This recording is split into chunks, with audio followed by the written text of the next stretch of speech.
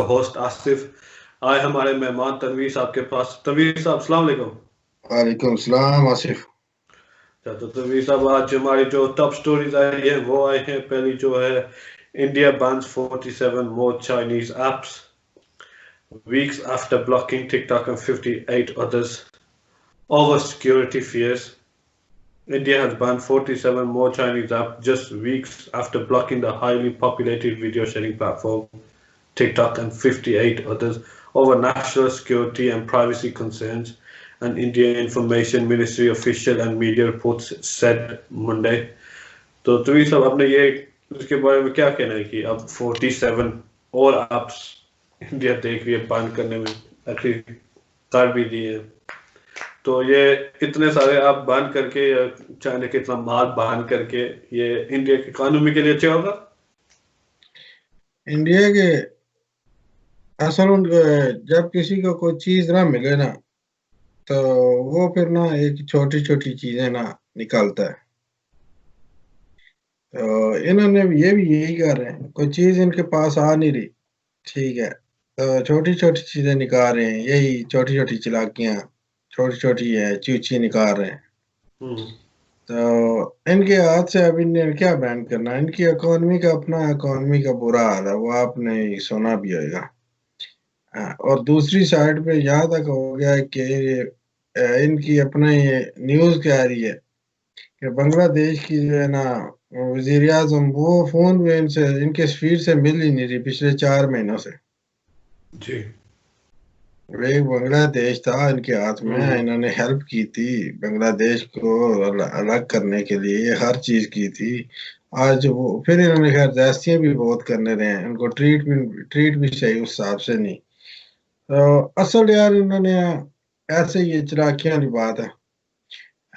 जो इनको पढ़नी थी, मार पढ़नी थी चाइना से, वो पढ़ गई। मोदी ने कुछ नहीं कहा, आज दिन तक एक लफ्ज नहीं निकाला उसने। मैं लीडर तो होने की बात, एक अल्फाज सुने उसके मुंह से? जी नहीं, एक अल्फाज उसने नहीं निकाला।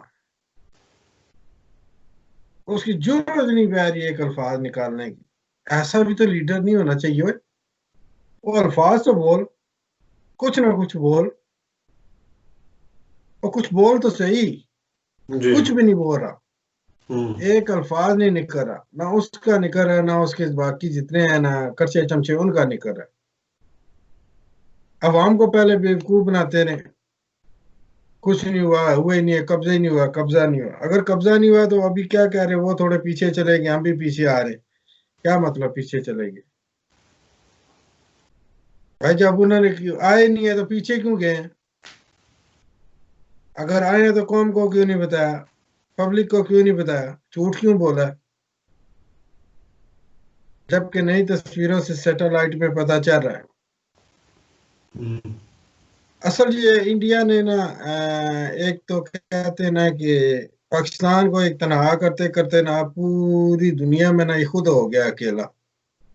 कोई इनका जो बनता हुआ ना समझ नहीं आ रही। अमेरिका हो गया, इधर से इंडिया हो गया, ऑस्ट्रेलिया कर लो, ठीक है। बाकी सारों ने, किसी ने भी नहीं पूछा कि मोदी क्या हाल है तेरा होए। ऐसे उसको छोड़ गए हैं ना कि दिवाली के रंग में रंग के गए हैं, कोई पहचान ही रहा मोदी कौन है, बांग्लादेश भी नहीं पहचान रहा। तो ऐसे छोटी छोटी चालाकी हैं, इससे उनको असर नहीं पड़ेगा। अपनी इकोनॉमी पहले तबाह हो रही है और तबाह करेंगे। जी बिल्कुल। चलते हैं हमारे नेक्स्ट टॉप में स्टोरी में। वो है द वॉशिंगटन पोस्ट से, chaos in Libya.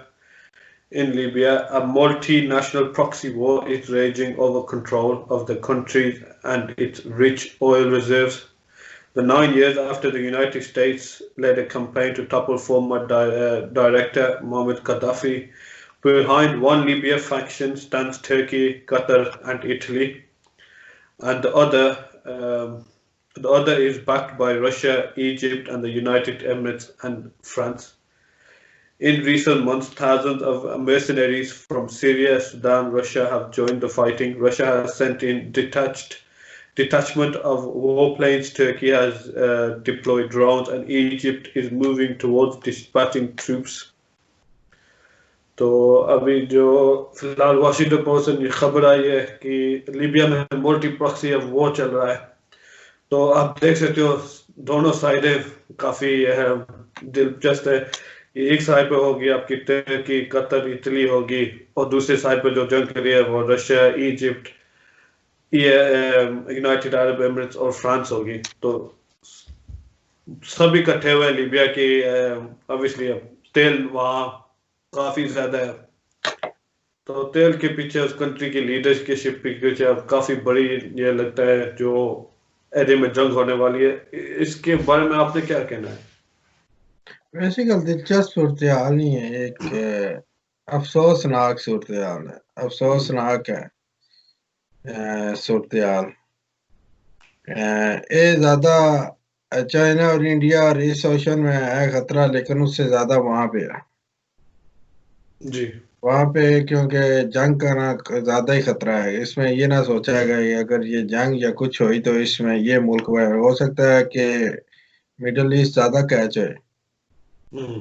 हाँ, इंडिया चाइना फिर पूरी दुनिया उसमें आ जाती जाए एक बार छिड़ गई तो। लेकिन वहां पे थोड़ा सा इससे ज्यादा हॉट है। जैसे इधर से तुर्की का हो गया, तुर्की के और उनके कोई स्थितिगत मुआहदे भी है आपस में।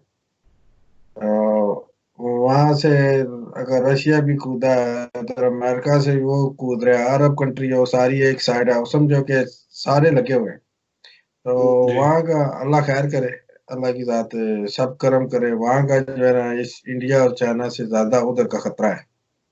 तो इसकी जाहिर सी बात है ऑटोमेटिक इफेक्ट पड़ता है, हर मुल्क के ऊपर पड़ता है, अवाम के ऊपर भी। लेकिन ये है कि वहाँ का जो है ना सूरत हाल बहुत ज्यादा खराब है।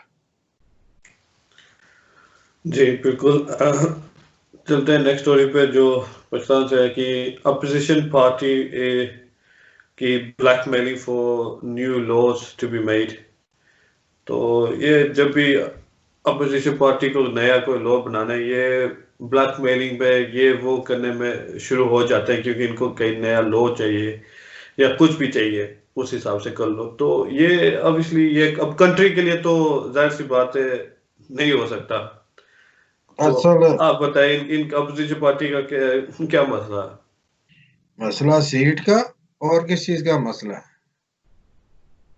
इन्होंने ना मुल्क के लिए थोड़ी है, सीट का मसला है, पावर का मसला है, पावर जिसने एंजॉय करनी है उसका मसला है।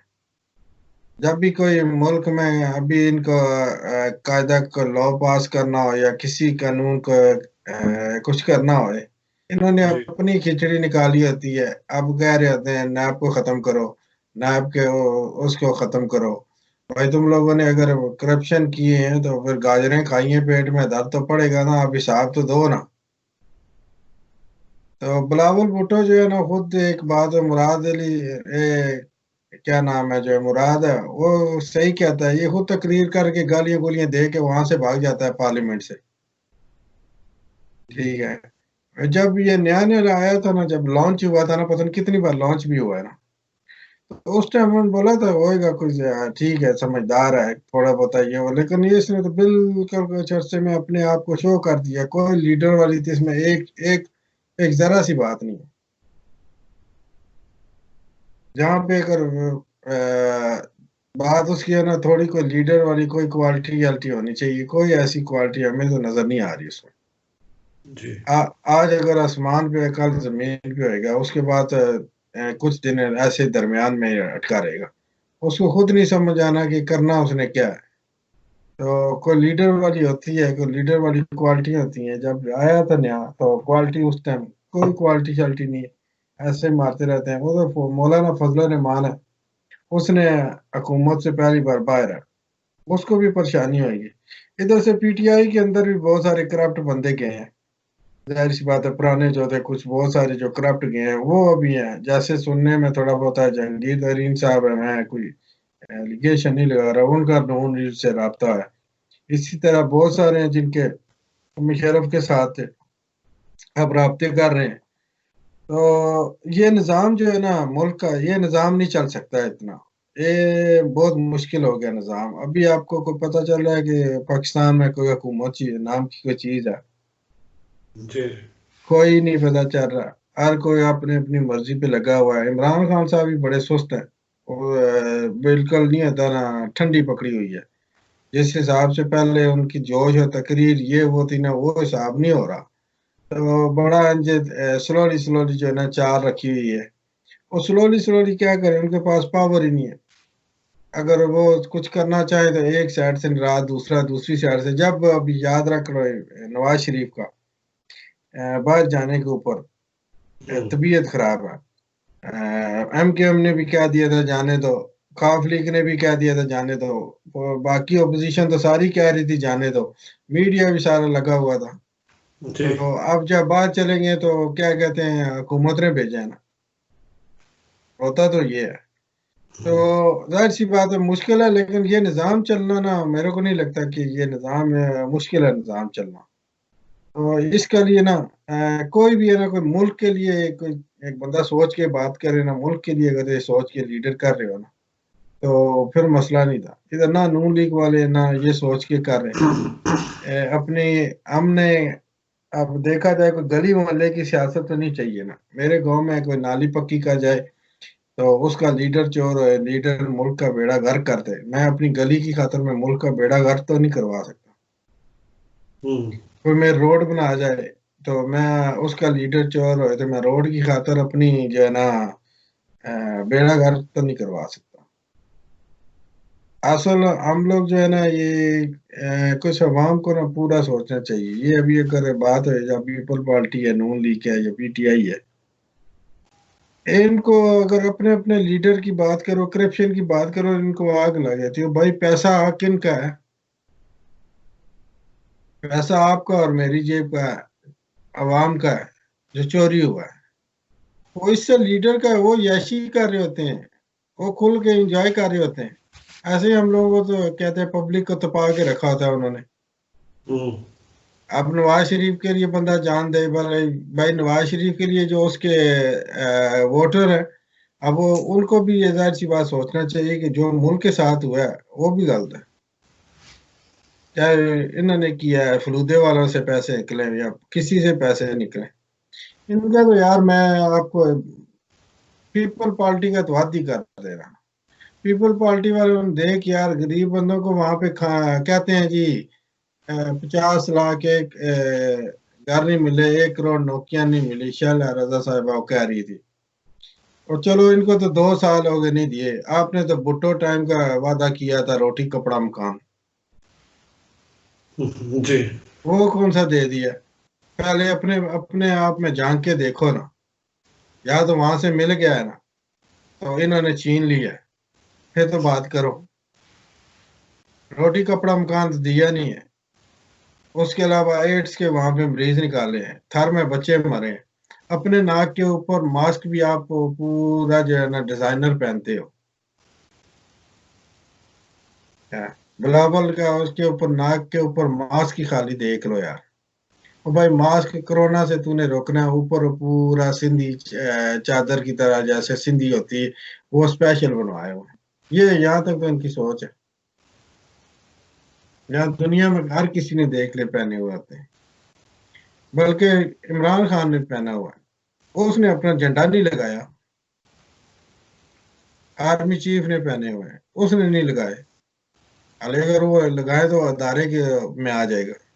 यहाँ तक ये शोशलापन है, इनको पर लगे कोई संजीदा इस चीज में है ही नहीं है। इनको जिनको अपने ऊपर नाक के ऊपर मास्क चढ़ाने के लिए अगर जो मास्क वो चढ़ाया हुआ है इन्होंने, उसके लिए अपने आप को क्या नाम है सिंधी और बोलते हैं, और चादर और उसकी उसको प्रमोट कर रहा है, अपने आप को वो कह रहा है। तो वो मुल्क की और कौम के बारे में कहाँ सोच रखेगा? जी बिल्कुल।